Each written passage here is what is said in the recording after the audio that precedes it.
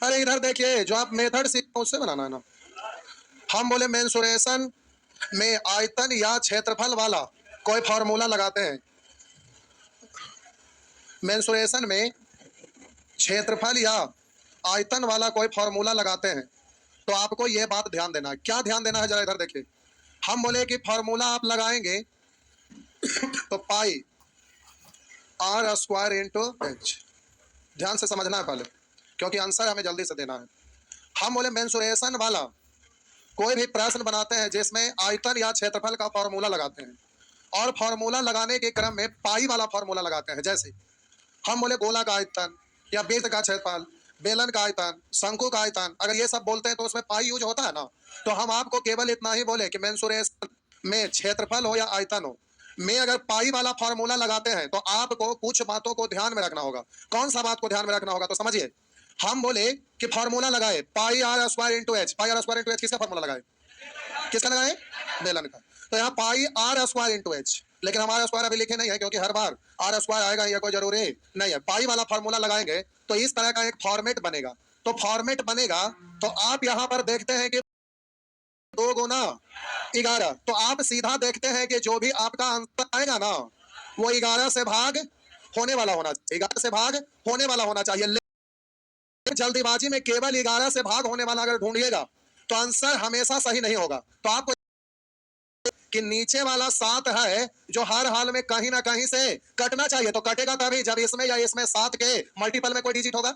जैसे मान लेते हैं ऊंचाई 42 दिया जाता था, 7 से ये कट जाता, या त्रिज्या 21 रहता तो या स्क्वायर भी रहता तो एक बार तो आपका कट ही जाता ना। तो 7 है जो गायब हो जाएगा, और गायब होगा तो ऐसे स्थिति में हर बार आपका आंसर बिल्कुल सही होगा। एक बार हम फिर से बोल रहे हैं, इसको माइंड में सेट कर लेंगे। मेंसुरेशन वाला जब भी प्रश्न आप हल करेंगे तो आयतन या क्षेत्रफल का फॉर्मूला अगर आप लगाते हैं और उसमें अगर पाई वाला फॉर्मूला आता है तो आप पाई बराबर तो आप 22/7 लिखते हैं। तो पाई आर स्क्वायर इंटू एच या पाई आर स्क्वायर या पाई आर क्यू कुछ भी लगाए, 4/3 पाई आर क्यू, ऐसा फॉर्मूला होता है ना।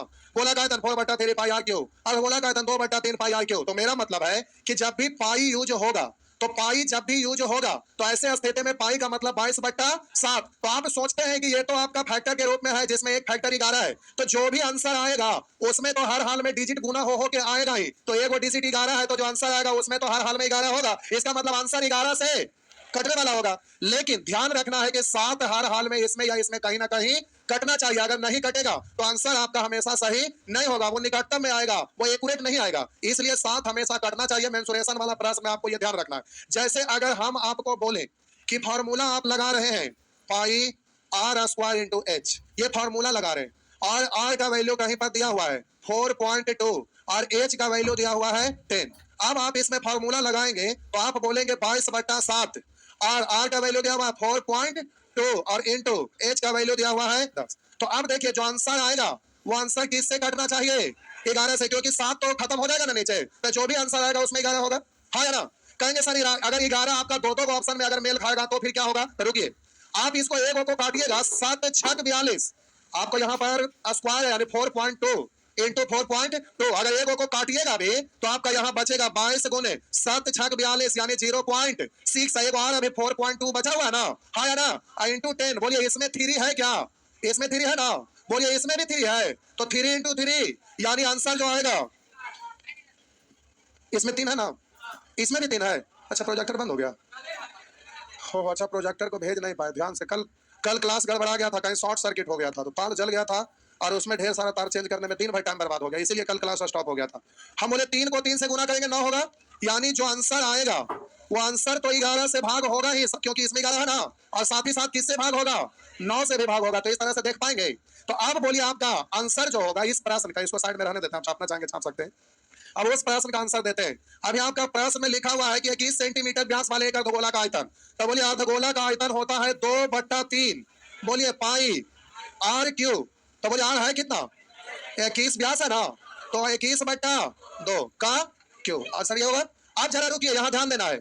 हम बोले 7 है जो एगो गायब हो जाएगा ना, 7 तो गायब हो रहा है ना, इसलिए आप आंख बंद करके देखिए 11 से कटने वाला, तो 11 से कटने वाला अल्टरनेटिव अंकों का अंतर 0 या 11 या 11 के मल्टीपल में होना चाहिए। तो देखिए 11 से कट रहा है, 2 3 5 5, इधर 5 2 7 अंतर 0 है, नहीं है ये तो गया। बोलिए ना 2 2 4 5 5 4, ये तो 11 से कटा है ना। लेकिन अभी रुकिए, यहाँ पर 11 से कट रहा है, बोलिए यहाँ 11 से कट रहा है। अब आपका आंसर हो गया क्या? अब आप कहेंगे सर अगर 2 ऑप्शन रहता तो, अगर आप कहते कि 11 तो क्या करते, तो ध्यान से देखे, दो को होता तो समझना, अभी हड़बड़ाना कुछ भी नहीं, आराम से। अगर ऑप्शन में 11 से कटने वाला दो को ऑप्शन में आया होता तो समझिए, बोलिए 7 तिया 21 से 1 को 21 कटेगा, यहाँ बचेगा क्या को, 2 को बचेगा। इसका मतलब 21 2 बार बचेगा तो 7 उसमें है ना, यानी 21 से भाग जाए। और किससे गया था 11 से, और बोलिए 21 है तो 7 गुने 3, तो आप बोलिए तो 3 खत्म हो गया था ना, तो 2 बार 3 बचा, 9 से भी कटना चाहिए, हाँ या ना, तो सकते हैं ना। फिलहाल इस प्रश्न का आंसर में इतना लंबा नहीं करना था, आपका डायरेक्टली आंसर हो जाएगा, हाँ या ना, पक्का ना। चलिए छापिए, आप आंसर देने के लिए सीख रहे हैं, जल्दीबाजी में आंसर देना है कब, जब कैलकुलेटिव रहेगा तब डायरेक्ट आंसर देना है। छोटा छोटा रहे तो वहां पर कैलकुलेट करना है, इस तरह का दिमाग नहीं लगाना है। दिमाग लगाएंगे कब, जब बड़ा बड़ा प्रश्न रहेगा तब, जहां लगाना रहेगा वहां लगेगा। एक के प्रश्न में सब कुछ खोजते खत्म हो जाए, नमूना है। आपको हम क्या बोले, ये फास्ट करने का तरीका सिखा रहे हैं, तो अभी तरीका सीखे, उसके बाद सैटरडे संडे प्रैक्टिस बैच चलेगा, उस प्रैक्टिस बैच में यानी टेस्ट सीरीज बैच में आप ज्वाइन करिएगा। फिर हम जब सॉल्व करेंगे तो पहले आप अपने से लगाए, फिर कहा मिस्टेक हुआ हम उसको बताएंगे, तब ना धीरे धीरे ट्रेंड हो जाएगा। और एक ही बार में आप चाहते हैं कि हम ट्रेंडे हो जाएं, कैसे होगा। देखिए ये बउआ बना, क्या बोलते हैं, अग्निवीर में हो गया था, क्या चीज में हुआ था, नेवी में ज्वाइनिंग लेटर आया था। कहा ज्वाइनिंग लेटर, मोबाइल में तनी देखा, आवा इधर, आवा ऊपर आ जाओ ऊपर। देखिए ये ज्वाइनिंग लेटर इनका आ गया है अग्निवीर में, क्या चीज में था, नेवी में। बोले पहले लोग नेवी का तैयारी करते थे और लोग जम के ज्वाइन करते थे, नहीं, क्योंकि नेवी रॉयल जॉब माना जाता था, उसमें ड्रेस वगैरह बहुत बढ़िया रहता था, एकदम व्हाइट व्हाइट, तो नेवी का थोड़ा स्टैंडर्ड अलग था, तो लोग ज्वाइन कर लेते थे तुरंत। आप बोलिए यहाँ नेवी का, सोचिए ज्वाइनिंग लेटर आया हुआ है, ज्वाइन करने नहीं जा रहे हैं, छोड़ दे रहे हैं, क्यों, इसलिए कि वो अग्निवीर के अंतर्गत आ गया है। हम तो जान रहे हैं, बोले तो हो गया, लेकिन इसका एक प्रिंट निकाल लीजिएगा। हाँ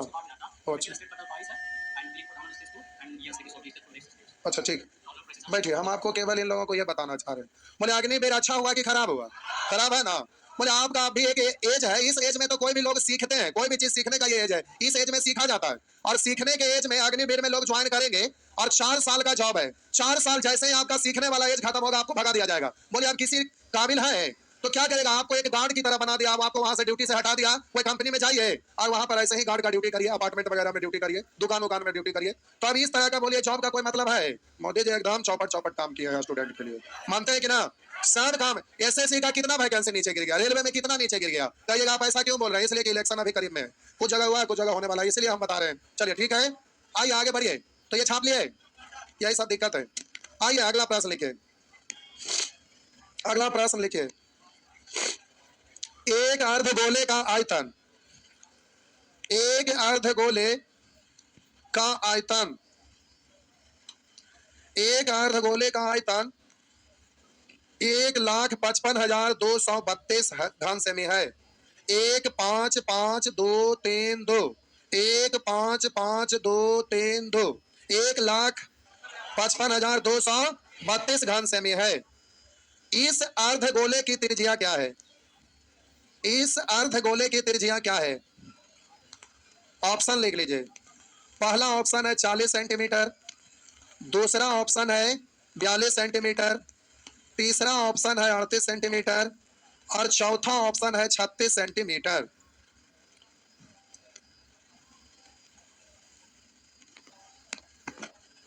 इसको मिटा दो ना, छाप लिया था ना, इसको नहीं मिटाना चाहिए।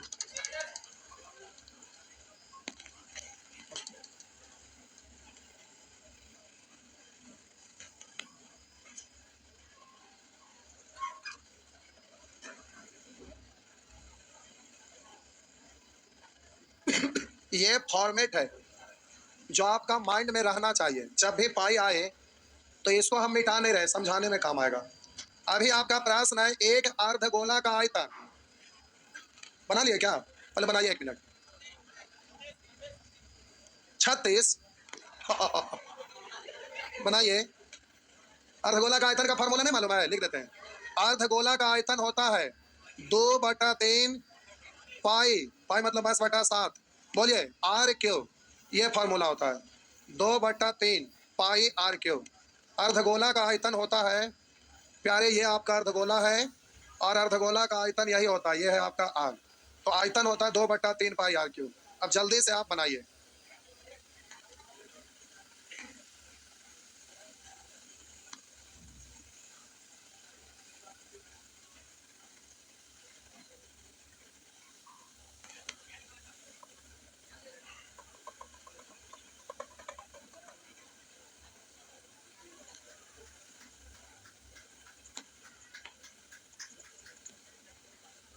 हुआ नहीं हुआ, चल कोई बात नहीं, बोले।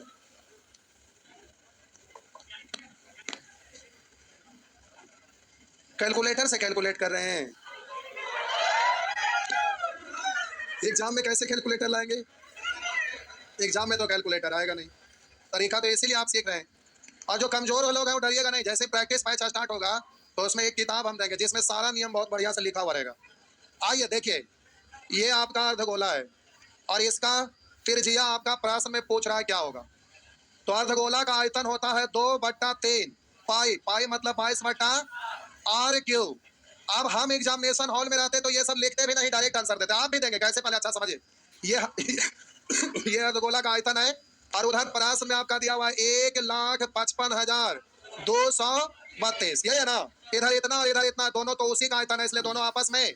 अब बोलिए पाई है तो आंसर 11 से कटने वाला होगा, लेकिन कब? जब ये 7 इससे कट जाएगा।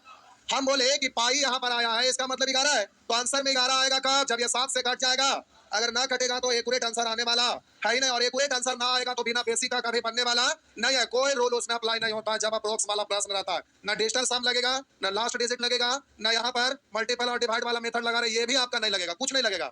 कब? जब आपका लगभग में आंसर रहेगा तब। लेकिन ये लगभग में नहीं है तो एक्यूरेट है।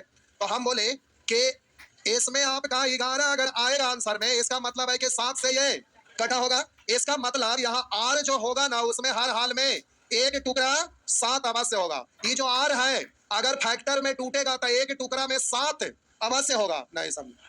हम बोले कि जब भी ये फॉर्मूला लगता है तो आंसर ये जो आता है 11 से कटता है कब? जब ये 7 से कट जाएगा तब। तो आपका आंसर यहाँ पर इतना दिया हुआ, इतना का वैल्यू इतना। तो पहले चेक करिए क्या ये 11 से कट रहा है। तो 11 से भाजपा का नियम है, अल्टरनेटिव अंकों के योग का अंतर 0 या 11 या 11 के मल्टीपल में हो। तो बोलिए 5 है 1, 6 है 3 और इधर 5 2 7 है 2। अल्टरनेटिव अंकों का अंतर 0 है ना, इसका मतलब ये 11 से कटा है ना, इसका मतलब है कि 7 से कटने वाला होगा ना।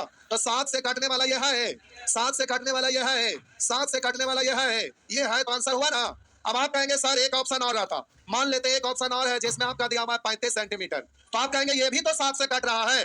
तो रुकिए, हड़बड़ाइए नहीं। अब ये 7 से कट रहा है तो प्यारे आप जरा ध्यान देंगे ये और किस किस चीज से कट रहा है, चेक करके देखिए। 1 5 6 5 11 11 2 13 13 और 3 16 2 18, यानी 3 से और 9 से भी है ना। तो बोलिए 1 और 3 तो इधर साफ हो जाएगा। अब इसमें एक फैक्टर 7 के अलावा और भी हमें चाहिए ना, अलग अलग और यहाँ फैक्टर हुआ होगा। तो हम बोले 1 और 3 कटा, लेकिन इसमें तो क्यों है तो 2 को 3 तो बच लेना रहेगा। 2 को 3 का मतलब हम बोले 9 से ना 9 है या ना है, लेकिन 3 तो एक उसमें होगा ही ना, है या ना। तो हम बोले 3 होगा तो बोलिए ये 42 है जो 3 से कट रहा है, इसका मतलब ये होगा ये आपका आंसर नहीं होगा। बात समझ में आया? हाँ या ना? तो प्यारे ये बात आपको ध्यान रखना जल्दी से आंसर देने के लिए। आइए एक प्रश्न और बनाइए, एक प्रश्न और बनाइए, धीरे धीरे क्लियर होगा, हड़बड़ाइएगा नहीं, धीरे धीरे क्लियर होगा। 10-20 को बनाइएगा, एक्सपर्ट हो जाइएगा। प्यारे ये नियम सीख रहे हैं एग्जाम में फास्ट करने के लिए। लिखिए प्रश्न, पहले छाप लीजिए, माइंड में इतने रहना। 7 से कटेगा तभी 11 से कटने वाला आंसर आएगा। तो इधर ना कुछ आएगा तो 11 से कटने वाला, अगर उधर कुछ आएगा तो 11 से कटेगा तो 7 से कटेगा, है ना। बस इतनी सा तो देखना है। अगर हम एग्जामिनेशन हॉल में रहते तो केवल प्रश्न को देखते, जैसे ही लिखा हुआ दिखता 11 से कट रहा है तो आंसर हम सीधा ढूंढते 7 से कटने वाला। तो ये सब लिखे की कोई जरूरत था? डायरेक्ट देखते 7 से ये वाला कट रहा है, ये नहीं कट रहा तो आंसर ये होगा। ये सब कुछ भी लिखने की आवश्यकता था ही नहीं, है ना। चलिए जल्दी से एक प्रश्न और लिखे, पहले छाप लीजिए, छाप लिए। चलिए तो प्रश्न लिखे, प्रश्न लिखे। एक अर्धगोला का आयतन,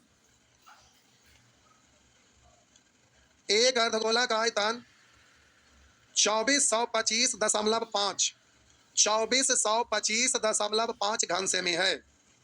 एक अर्धगोला का आयतन 2425.5 घन सेमी है। इसकी त्रिज्या ज्ञात कीजिए, इसकी त्रिज्या ज्ञात कीजिए। ऑप्शन लिख रहे हैं बबुआ, देखते के साथ बोलना है, 1 सेकंड में निगाह यहां पर टिका के रखिए। आप ही ना कहेंगे कि अपने से ऑप्शन सेट करके रखे हैं। आपका प्रीवियस ईयर का क्वेश्चन टेस्ट सीरीज चलाएंगे, उसमें कंप्लीट एग्जाम वाला क्वेश्चन बनवाएंगे।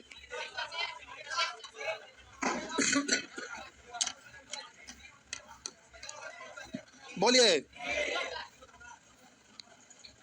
एक अर्धगोला का आयतन, ये सब अब लिखे की जरूरत, लिखा हुआ था 2425.5 सेंटीमीटर, 2425.5 घन सेंटीमीटर। बोलिए यही। अब ऐसे आंसर मत दीजिएगा, पहले चेक करिएगा 11 से कट रहा है कि नहीं।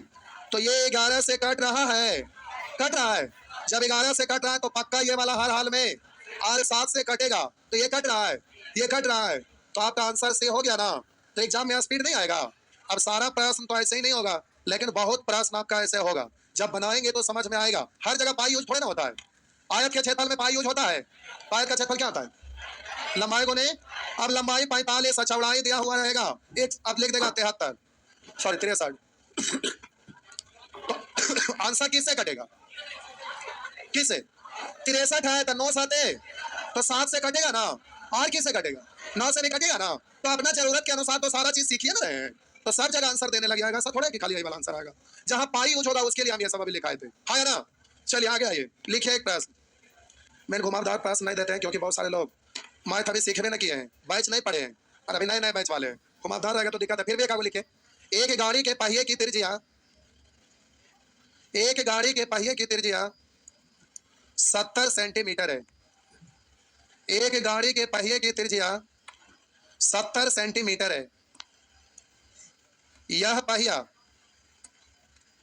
5 सेकंड में 10 चक्कर लगाता है। 5 सेकंड में 10 चक्कर लगाता है। इस गाड़ी की चाल कितनी है? इस गाड़ी की चाल कितनी है? ऑप्शन 29 लिखिए, 29.46 किलोमीटर प्रति घंटा। 29.46 किलोमीटर प्रति घंटा।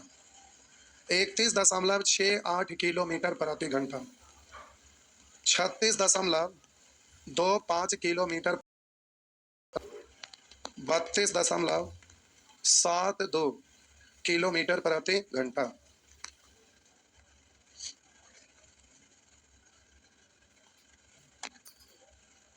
चलिए बनाइए तो।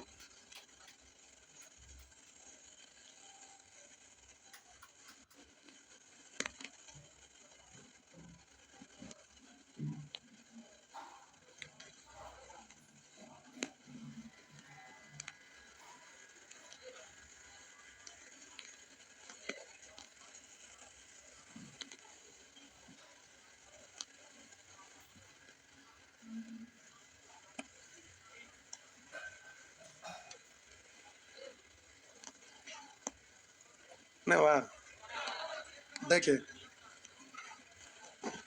देखिए प्यारे, करा एक गाड़ी के पहिए की त्रिज्या, इसमें अब स्पोक्स होता है ना, यही ना त्रिज्या हुआ। गाड़ी में ऐसे साइकिल में स्पोक रहता है ना, ये बॉल पिन है।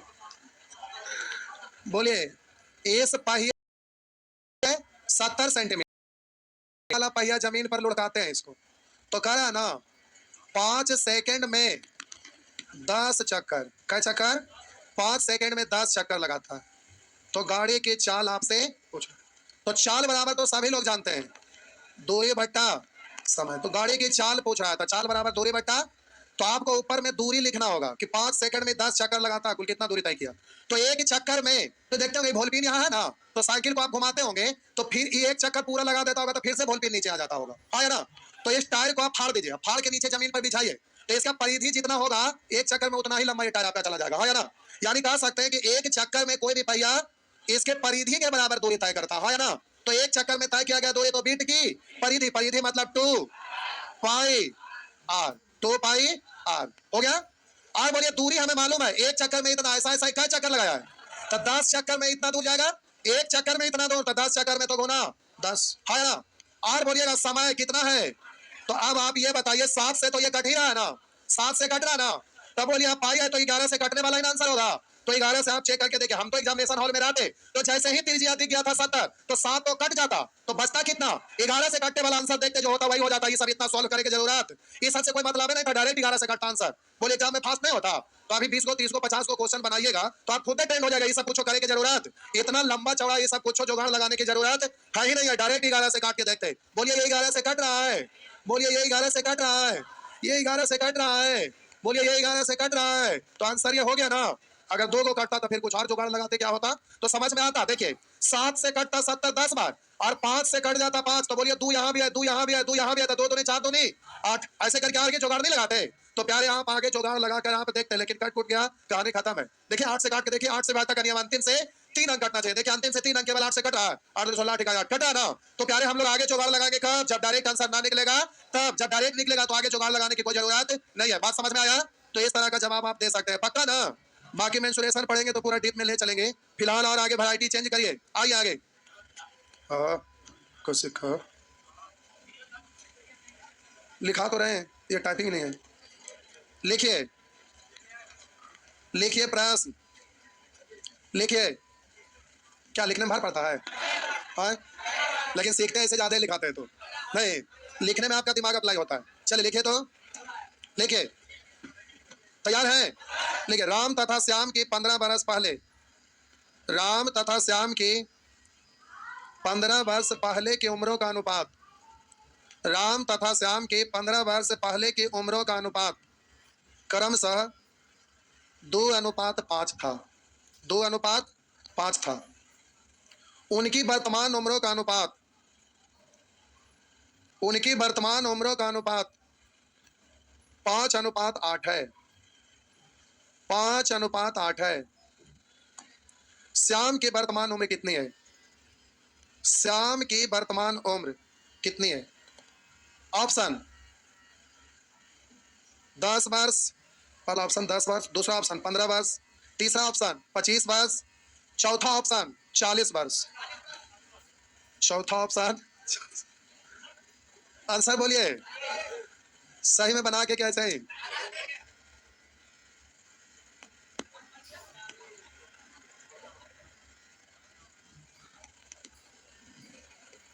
राम तथा श्याम के 15 वर्ष पूर्व आयु का अनुपात कितना था? 2:5, 2:5 था। और वर्तमान में इसके आयु का अनुपात 5:8। पहला ऑप्शन 10 वर्ष, दूसरा 15, तीसरा 25, चौथा ऑप्शन। अब आप एग्जामिनेशन हॉल में रहेंगे, रुकिए, पहले वाला तरीका जो किताब में सीखते हैं उसके अनुसार करते तो बोलिए 15 साल पूर्व से वर्तमान में ले गया, राम को भी श्याम को भी। तो बोले जितना इधर ले गया उतना ही इधर भी ले गया, इसलिए दोनों तरफ अंतर क्या होता? अंतर समान होता ना। तो आप अंतर समान करते तो 2 से 5 हो गया, कितना बढ़ा? 5 से 8 हो गया, कितना बढ़ा? अंतर समान करने की जरूरत है, पहले से समान। अगर ना रहता तो क्या करते? नीचे का अंतर का गुना ऊपर में अंतर का गुना, ये काम आप करते ना। लेकिन पहले से समान है तो कुछ करने की जरूरत। आप बोलिए 15 साल पूर्व वर्तमान में कितने का अंतर और यहाँ कितने का निकालना क्या है? श्याम की वर्तमान, तो श्याम का वर्तमान का रेशियो, तो 3 से काटेंगे 15 5 बार तो 8 पंचे। अब ये सब कुछ भी नहीं करना है आपका, ये सब कुछ नहीं करना है। अब इसको डायरेक्ट आपको करना है, तो डायरेक्ट कैसे करिएगा? तो ये तो अंतर समान वाला तरीका हुआ। दूसरा तरीका इसी में और भी सीखे थे हम, बोले अंतर समान करके किए, अंतर समान करके बनाए। बोलिए दूसरा तरीका क्रॉस रोल भी तो सीखे थे ना, हाँ या ना? तो बोले 15 साल पूर्व से वर्तमान में आया, यानी इसमें 15 जुटा है, 15 जुटा ना, इसमें भी 15 जुटा ना। अरे 15 साल पूर्व से वर्तमान में तो 15 बीता ना। तब बोलिए 15 ठीक, 20 से 15 बचे, दोनों में अंतर कितना? 45। और इधर बोलिएगा 5 5 8 दूनी 25 और 16 में अंतर। और बोलिए श्याम का वर्तमान तो कैसे? 9 पंचे 45, तो 8 पंचे। दूसरा तरीका यह है ना। अब प्यारे इसमें है कि वो लिखना पड़ा, ये लिखना पड़ा, सोल्व करना पड़ा। आप एग्जामिनेशन हॉल में हड़बड़ी में, तो हड़बड़ी में कुछ नहीं करना। देखिए आपसे श्याम का क्या पूछ रहा है? वर्तमान, तो वर्तमान का रेशियो कितना है? तो हम बोले कि जो दिया हुआ तुलना निकालना है, गुना, तो 8 से तो गुना हो नहीं करेगा, यानी आंसर में तो 8 होगा ना। बोले इसमें 8 है, इसमें है, इसमें है, इसमें है, तो आंसर हो जाएगा, हाँ या ना? पक्का ना? तो नहीं करेगी जरूरत है, नहीं करेगी जरूरत है, डायरेक्ट हम आंसर मान लेंगे। कहेंगे 2 रहेगा था, लिखिए 2 रहेगा, तक होगा। प्यारे धीरे धीरे सब होगा, बस आते कि टेस्ट सीरीज में ज्वाइन रखिए। जो टेस्ट सीरीज आ रहा है उसमें आप लोग जुड़े रहिएगा, ना जुड़िएगा तो सीखेगा कोई मतलब। टेस्ट सीरीज में जाएंगे तो उससे कोई फायदा होने वाला नहीं है, क्योंकि उसका सॉल्यूशन अलग स्टाइल में रहेगा। चलिए लिखिए, छाप रहे इसको छाप। और तरीका बताऊं क्या? चलिए, एक तरीका से सब बनता है, एक तरीका क्लास में सीखे नहीं सर, दुनिया भर का तरीका सिखाया होंगे। अब आंसर देने का तरीका आपको केवल हम सिखा रहे हैं कि फास्ट कैसे आंसर देंगे, बिना कैलकुलेट किए हुए कैसे आंसर देंगे, उसका मिशन ये चल रहा है। आइए आगे बढ़िए, लिखिए ए और बी की वर्तमान आयु का अनुपात, ए और बी की वर्तमान आयु का अनुपात 6:5 है। ए और बी की वर्तमान आयु का अनुपात 6:5 है। 8 वर्ष बाद, 8 वर्ष बाद उनकी उम्र 22:19 के अनुपात में होगी। 8 वर्ष बाद उनकी उम्र 22:19 के अनुपात में होगी। तो बी की वर्तमान उम्र क्या है? तो बी की वर्तमान उम्र क्या है? बी की वर्तमान उम्र क्या है? ऑप्शन पहला 22, दूसरा बी 38, तीसरा 34, चौथा 30। क्या हुआ? क्या? 22,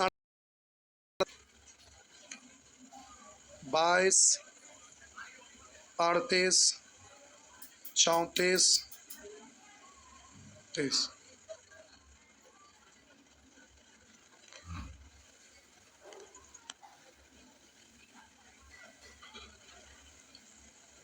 ए बी का वर्तमान आयु बबुआ किस रेशियो में है? 6:5। और आपका दिया हुआ 8 साल बाद, 8 वर्ष बाद 22:19।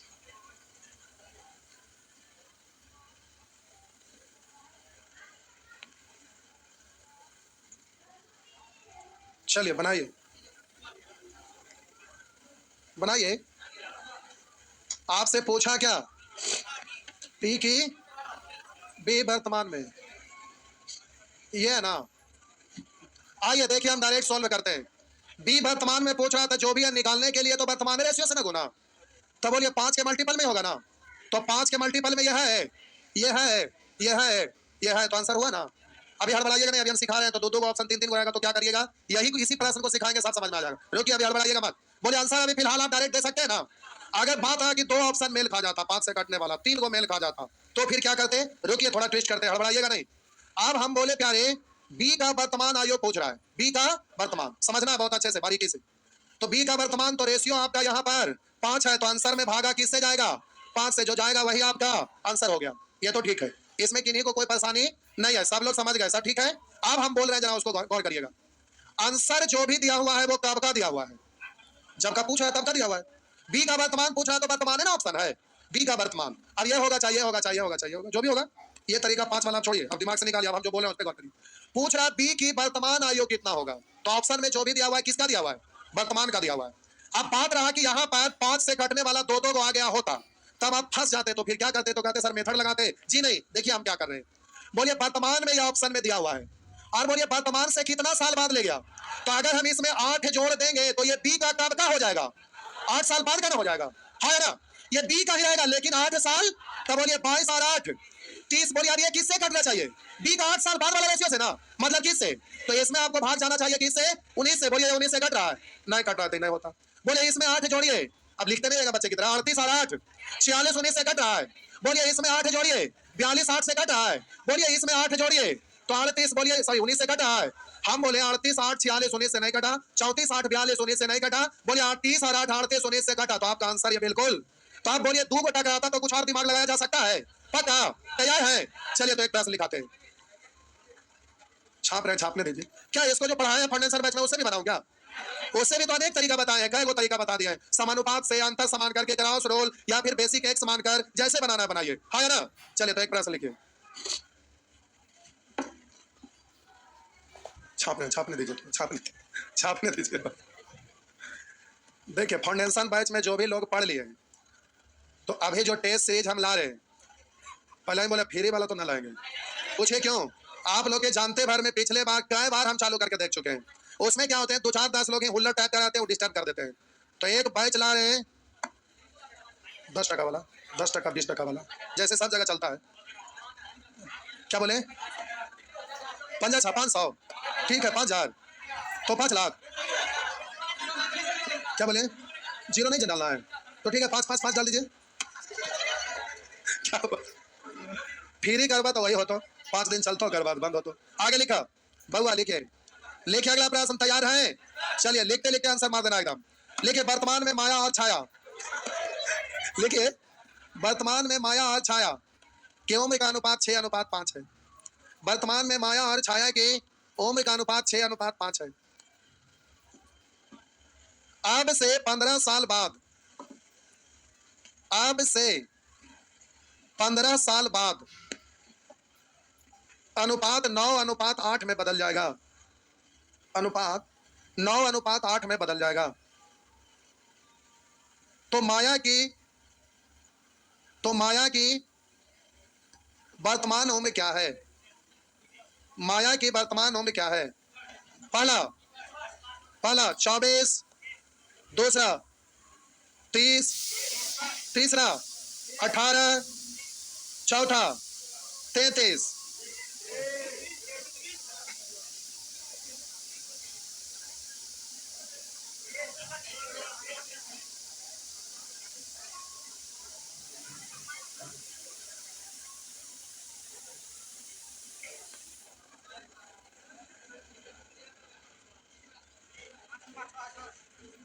माया की वर्तमान में पूछ रहा ना। ऑप्शन आपका है 24, 30, 18, 33। 24, 23, 18, 33। जल्दी से आपको आंसर देना है। प्रोसेस से बनाए हैं तो प्रश्न लास्ट लिखाने से पहले आंसर कैसे दे दिए? इसका मतलब है क्या आप प्रोसेस से बना रहे होंगे, हम प्रश्न लिखा रहे होंगे, आप बना रहे होंगे। तो देखिए लिखाते हैं प्रश्न तो दिमाग ज्यादा खुलता है कि नहीं? हाँ या ना? जब लिखाते हैं तो हर लाइन को आप पकड़ बनाते हैं, वहां एक एक लाइन पे गौर करते हैं, इसलिए लिखा कर सीखने में ज्यादा अच्छा रहता है, ज्यादा दिमाग काम करता है। आइए माया की वर्तमान उम्र तो बोलिए किससे डिवाइड होना चाहिए? प्यारे 6 से भाग जाना चाहिए। बोलिए 6 से ये कट रहा है, 6 से ये कट रहा है, 6 से ये कट रहा है, 6 से ये नहीं कट रहा है। बोलिए 3 ऑप्शन हो गया, जो सही होगा ठीक करेंगे, गलत होगा क्रॉस करेंगे। आप फंस गए ना? तो अब आप यहाँ पर क्या करेंगे? तो बोलिए ऑप्शन में वर्तमान का ना दिया हुआ है, तो बोलिए माया का 15 साल बाद, तो 15 जोड़िएगा तो ये माया का 15 साल बाद आ गया ना। और 15 साल बाद किससे कटना चाहिए? 9 से कटना चाहिए। तो 24 और 15 39, 9 से कट रहा है जी नहीं, इसलिए ये आपका गलत हो जाएगा। बोलिए इसमें 15 जोड़िए, कितना? 15 जोड़ना, 15 जोड़े तो ये कितना हो गया? 9 से कट रहा है, 15 जोड़िए, 15 जोड़िए तो ये 33, 9 से कट रहा है। बोलिए क्या ऑप्शन बचा? आंसर हो गया ना? तो बिना बनाए आंसर दे सकते हैं पक्का? हमारे ख्याल से सीख गए होंगे सच में। थोड़ा सा और घुमाए, चलिए ठीक है, थोड़ा सा और, एक प्रश्न और, एक प्रश्न और, थोड़ा सा और घुमाते हैं। लिखिए धीरे धीरे सब हो जाएगा, डरिए नहीं, सब हो जाएगा। लिखिए, अच्छा छाप रहे हैं, छापिए।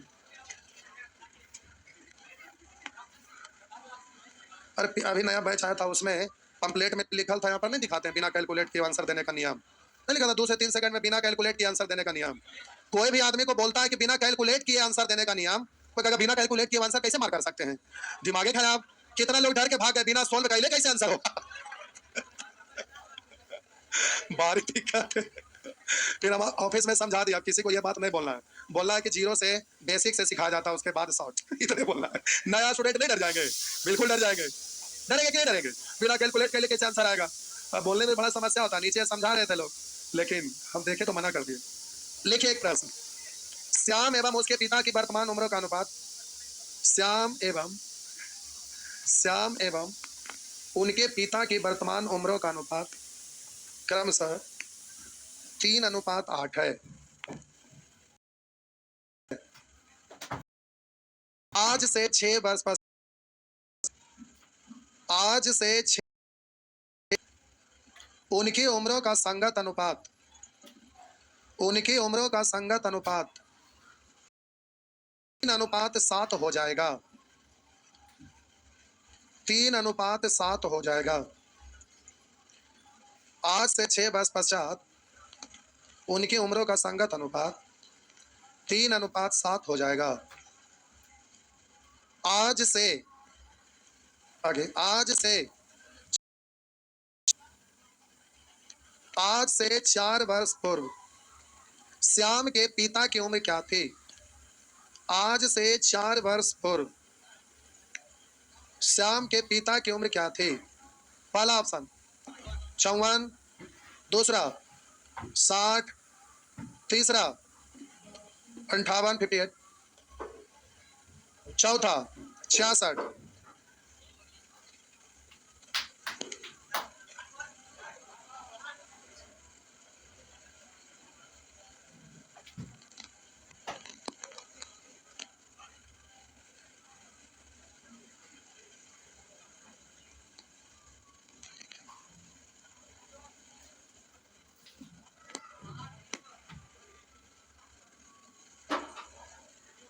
छह वर्ष बाद है।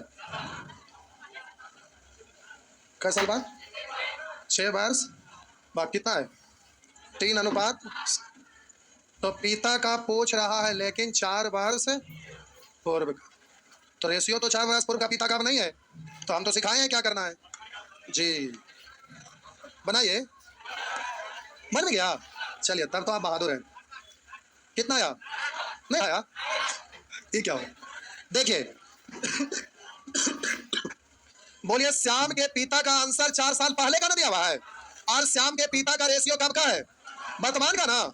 तो हमें यहाँ पर पिता का है लेकिन 4 साल पहले का, और रेशियो वर्तमान का है, तो उसको वर्तमान में परिवर्तित कर दीजिए। तो वर्तमान में बदलिएगा तो इसको क्या करिएगा? 4 जोड़ के ना करेंगे, तो 4 जोड़ दीजिए। 4 जोड़ेंगे तो कितना आया? बोलिए कितना से काटना चाहिए? नहीं ना होगा। बोलिए 4 जोड़िएगा 64, 8 से कट रहा है, और 2 ऑप्शन होगा था। अभी चेक करिए आगे। 4 जोड़ेंगे 62, नहीं होगा। 4 जोड़ेंगे 70, नहीं होगा। तो आपका एक है, तो आंसर ये हो गया। आप कहेंगे सर 2 होता था, फिर वही करते नीचे वाला। तो बोलिए यहाँ पर 6 साल बाद का रेशियो कितना है? 7 है। रुकिए, 4 साल पहले का ना पूछा है, तो ये ऑप्शन 4 साल पहले का ना है। अचानक 6 साल बाद, तो 4 साल पूर्व से 6 साल बाद कितना जोड़ना होगा? 10 जोड़ते, तो इसमें 10 जोड़ते तब बोलिएगा 54, 10, 64। किससे कटना चाहिए? 7 से कटना चाहिए। 7 से कट रहा है? नहीं कट रहा है। बोलिए इसमें 10 जोड़ेंगे तो 60 है, 10, 70। बोलिए किससे कटना चाहिए? 7 से कट रहा है ना, तो आंसर होगा। बोलिए 58 में 10 जोड़िएगा कितना? 68, नहीं कटेगा ना। बोलिए 66 में 10 जोड़ेंगे 76, नहीं कट रहा है, तो आपका आंसर ये होता। 2 को टकराता तो क्या करते, समझ में आ गया? यानी प्रोसेस अप्लाई करने की कोई जरूरत हमारे ख्याल से सीख गए होंगे। ये देखिए भाई, कोई बंद करके भाग रहा है। आगे क्या नहीं पढ़ेंगे? पढ़ेंगे ना? नहीं पढ़ेंगे। लिखे। क्या भार पड़ रहा है? क्या भारी लग रहा है? ये रियल में आप अच्छे से सीख जाएंगे ना, तो कहेंगे 1 साल इतना पढ़ने की जरूरत है, ये सबसे काम चल जाएगा। नहीं, लेकिन ये 100% सत्य नहीं है, क्योंकि सभी जगह ये अप्लाई होने वाला। तो छोटा छोटा चीज है वहां अप्लाई नहीं करना है। हाँ, जहां भारी भारी आ जाए, खतरनाक आ जाए, वहां तो हर हाल में यही अप्लाई करना है। छोटा छोटा चीज है तो अपना छोटी चीज से निपट लेंगे। इसलिए दोनों चीज सीखना है, जो बैच में पढ़ रहे हैं वो भी। अब जैसे एक प्रश्न लिखिए, देखिए इसको कैलकुलेट करिएगा कितना भार पड़ेगा। लिखिए। अच्छा ठीक है, जब ऐसा बात है तो एक प्रश्न बस। एगो एगो 2 गो एगो मंगनी माँ 3 गो। लिखिए, किसी संख्या के 52.5%, किसी संख्या के 52.5%, उसी संख्या के 47.75%, 47.75% के बीच का अंतर 28.50 है। किसी संख्या के 52.5%, उसी संख्या के 47.75% के बीच का अंतर 28.50 है। उस संख्या के 45% का मान क्या होगा? उस संख्या के 45% का मान क्या होगा? उस संख्या के 45% का मान क्या होगा? ऑप्शन 260, 270, 280, 290।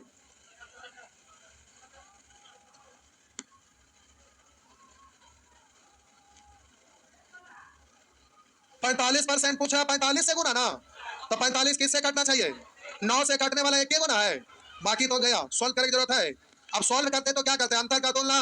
तो पहली संख्या का 52.5% यानी 52.5, दूसरा का 47.75% यानी 47.75, दोनों में अंतर क्या का? तो 25 पैसा, 2 रुपया 25 पैसा, और 2 रुपया 50 पैसा, 4 रुपया 75 पैसा, ये ना। अब निकालना है उसको गुना। पहला संख्या का 45%, संख्या का 45%, तो परसेंट में तो 100 का 45%, 45 ना। अब वो इसको दशमलव से दशमलव इतना इसको काटिएगा तो परेशानी है कि नहीं? इसको काटेंगे परेशानी है ना। तो दिख रहा है कि 21 के मल्टीपल में 9 के मल्टीपल में 9 से कटने वाला ये है, तो आंसर ये हो गया। माथा पेची करने की जरूरत है ये ना होता था कुछ और सोचते ना। समझ में आ रहा है फायदा? हाँ समझ में आ रहा है फायदा। आइए एगो बड़ा प्रश्न लिख, एगो बड़ा प्रश्न लिख, एगो बड़ा प्रश्न, एगो एगो दो गो, एगो हुआ है, दो गो नहीं, मोर मार के साफ बैठ गए। देख जाइए, भागिए नहीं लिखने में मार। क्या हुआ? क्या है? कुछ लिखा है तो है इसके पहले वाला। अच्छा ठीक है, जाइए। कुछ नहीं, हर मेथड से केवल 100 प्रश्न का अभ्यास कर लीजिएगा ना, लेकिन ऐसे नहीं होगा। टेस्ट सीरीज में मिक्स रहता है। 25 से 30 सेट बनवाएंगे, उतना दिन में तो महारत हो जाएंगे। रुक जाइए उधर, रुकिए रुकिए रुकिए, रुक जाइए। आप लोग को कुछ पता चल रहा है बुआ? तो अभी मेथड हम नहीं बता रहे हैं, तो आंसर देने का बता रहे हैं। इससे आप लोग टेंशन ना लेंगे, बैच में पढ़ेंगे तो कंसेप्ट सिखाएंगे। जाइए।